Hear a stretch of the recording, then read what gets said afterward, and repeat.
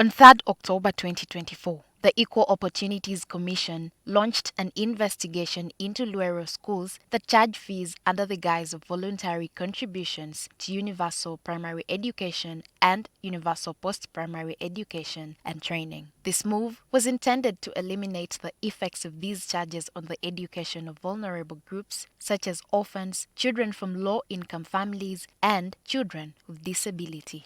Charges must only come into play during emergency conditions, and that's what the law states. But now lunch also becomes emergency, because there is no way you're going to teach this child who is hungry. No way. And they haven't even told you that there are even some orphans in the schools who the schools pay for to eat.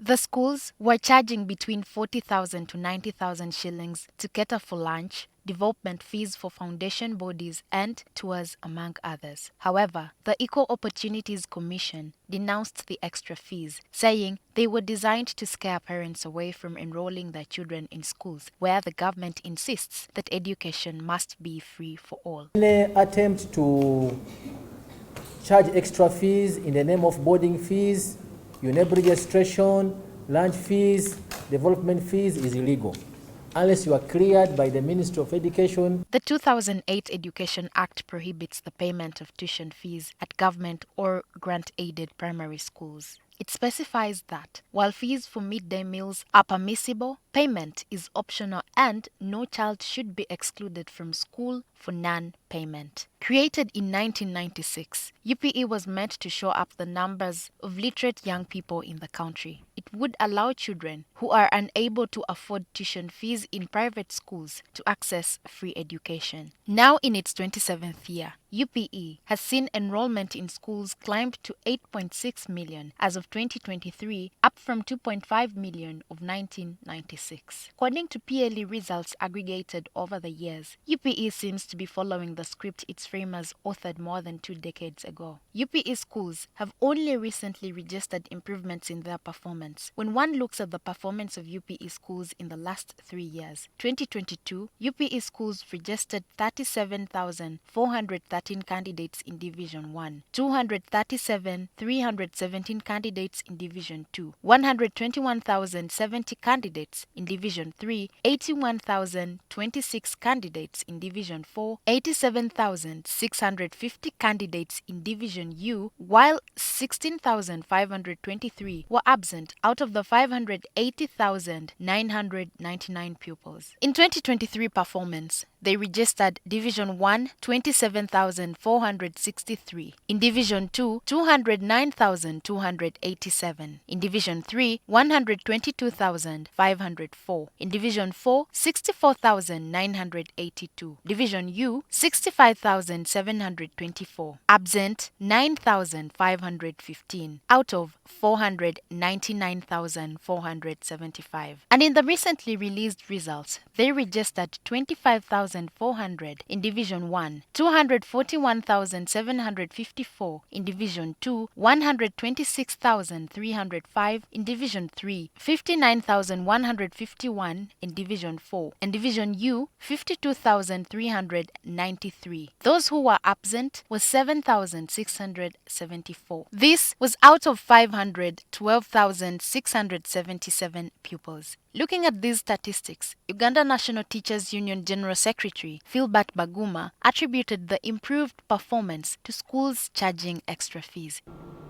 Because 20,000 per year per child cannot enable the school to produce results.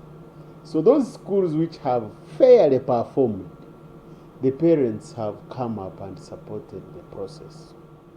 His Excellency the President has consistently said he doesn't want schools to charge.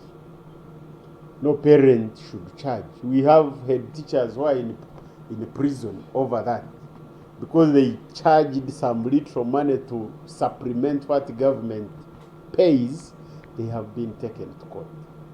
And therefore, the reality is we shall continue to see some of these fluctuations. He argues that capitation grant is too little to sustain schools. Moving forward, he says, of all, government should revise the capitation grant upwards, because if it remains at 20, I have told you, there is no school that can produce good results, which is entirely relying on the 20,000 per child per year. Number two is, of course, the head teachers in these schools. They need to go slow on charging the money, because government has explicitly come out to say don't charge.